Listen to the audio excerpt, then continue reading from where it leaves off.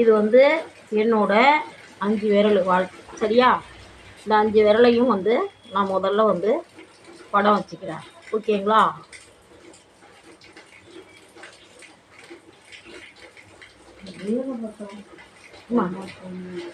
இப்போ வந்து 5 விரலையும் சுற்றி கோடு போட்டிருக்கேன் ஃப்ரெண்ட்ஸ். நான் இப்போ சாக் பீஸு கோடு போட்டு, ஏன்னா கையை வச்சுக்கிட்டே பேசுறதுக்கு ஒரு மாதிரியா கஷ்டமாக இருக்குது. அதனால் வந்து இப்போ நான் 5 விரல் வச்சு இப்படி கோடு போட்டுக்கிட்டேன். இப்போ இந்த கோட்டை எடுத்துக்கிட்டேன் சரிங்களா. இப்போ இதை வந்து இப்படி நம்ம இப்படி சேர்த்து இப்படி வந்து இப்படி கொண்டு வந்துடுவோம். இப்போ இந்த 5 விரலும் வேறு வேறு சரிங்களா. இது ஒன்று இது ஒன்று இது ஒன்று ஒரு திங்ஸ்ன்னு வச்சுக்கோங்களேன். என்ன அதுன்னு கேட்டிங்கன்னா, இது வந்து இன்பம் சரிங்களா. இது வந்து குழந்தை சரிங்களா. இது வந்து என்ன சொல்கிறது, இன்பம் குழந்தை. இப்போ பாருங்கள் ஃப்ரெண்ட்ஸ், இதில் 5 பொருள் வருது. இன்பம், இந்த இன்பம் அப்படிங்கிறது என்னன்னு சொன்னாக்கா, அதாவது இது வந்து திருமணம் அப்படிங்கிற ஒரு கான்செப்டுக்குள்ளார இது 5 வருது ஃப்ரெண்ட்ஸ்.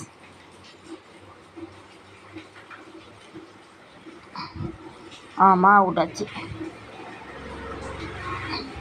திருமணம், திருமணம்ங்கிற ஒரு இதுக்குள்ளார இந்த 5 பொருள் வருது.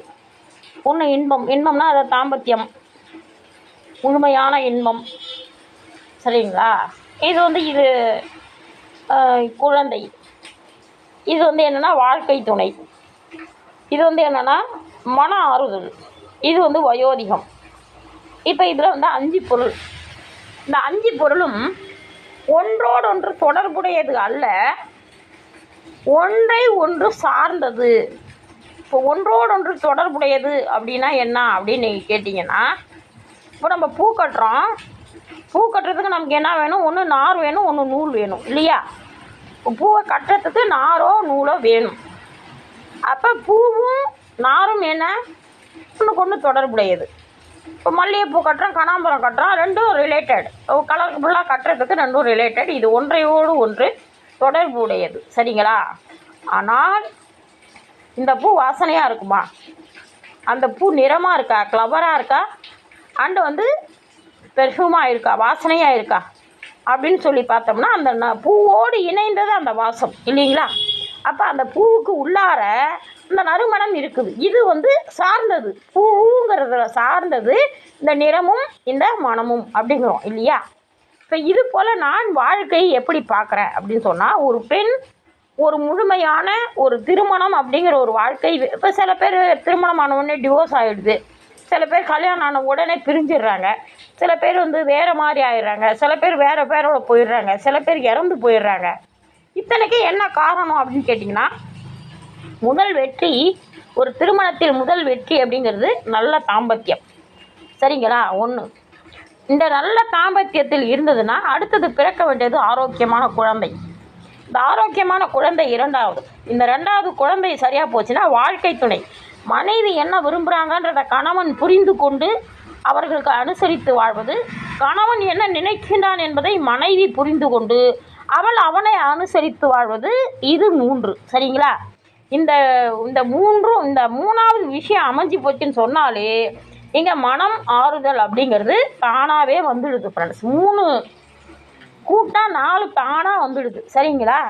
இப்போ இது முடிஞ்சு இந்த 4 ஒழுங்காக இருந்துச்சுன்னா வயோதிகத்தில் பிரச்சனை வராது இல்லையா. இப்போ இந்த புரிதல், மன ஆறுதல் அப்படிங்கிறது என்ன, எல்லாமே புரிந்துணர்வு அப்படிங்கிறது எல்லாத்துலேயும் இருக்கணும். தாம்பத்தியமாகட்டும், குடும்பமாகட்டும், தாய் தகப்பனை அவங்க மாமனார் மாமியார், இவங்க மாமனார் மாமியார் பார்த்துக்கிறது, பணம் என்ன வருது, என்ன செலவாகுது, அதில் என்ன மிச்சம் எடுக்கிறோம், என்ன ப்ராப்பர்ட்டி, எல்லாமே இந்த புரிதலில் வந்துடுது. ஸோ இது எல்லாமே நல்லா இருந்தால் இந்த வயோதிகம் நல்லா வந்துடுது இல்லையா, 5வது நல்லாவது வந்துடுது இல்லையா. இது என்னுடைய கருத்து. ஆனால் என்னுடைய நண்பர் ஒருத்தவங்க என்ன சொல்கிறாங்க, நான் வந்து இப்போ திருமணம் செய்ய விரும்புகிறேன் அப்படின்னு சொல்லி அவங்கள்ட்ட கலக்கும்போது அவங்க என்ன சொல்கிறாங்க, இப்போ நீங்கள் எதற்காக திருமணம் செய்ய விரும்புகிறீர்கள் அப்படின்னு ஒரு கேள்வியை முன்வைக்கிறாங்க.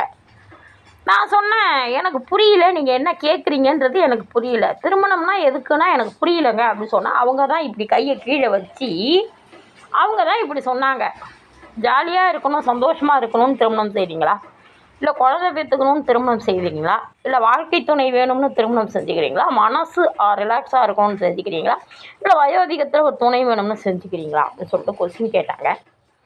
நான் அவர்களிடம் கேட்டேன், அப்போ இது 5ம் நீங்கள் வேறு வேணாம்னு நீங்கள் நினைக்கிறீங்களா அப்படின்னு கேட்டால் கண்டிப்பாக அப்படின்னு அவங்க சொல்கிறாங்க. ஃப்ரெண்ட்ஸ், நான் சொல்லுகின்றேன், இந்த 5ம் ஒன்றோடு ஒன்று தொடர்புடையது அல்ல, 5ம் ஒன்றை ஒன்று சார்ந்தது, ஒன்றுக்குள் ஒன்று சார்ந்தது அப்படின்னு நான் சொல்கிறேன். இதில் எந்த கருத்து சரியானது நீங்கள் சொல்லுங்கள். நான் சொல்லுவது இது அனைத்தும் ஒன்று.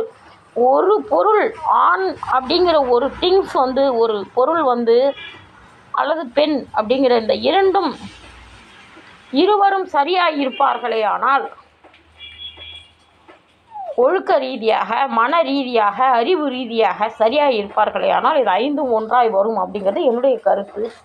என்னுடைய தோழர் சொல்லணும்னா அந்த கருத்து சரியாக தப்பா அப்படின்னு சொல்லிட்டு எனக்கு யாராவது ஒருத்தர் 2 பேராவது முடிஞ்சால் கமெண்ட் பண்ணுங்கள் ப்ளீஸ்.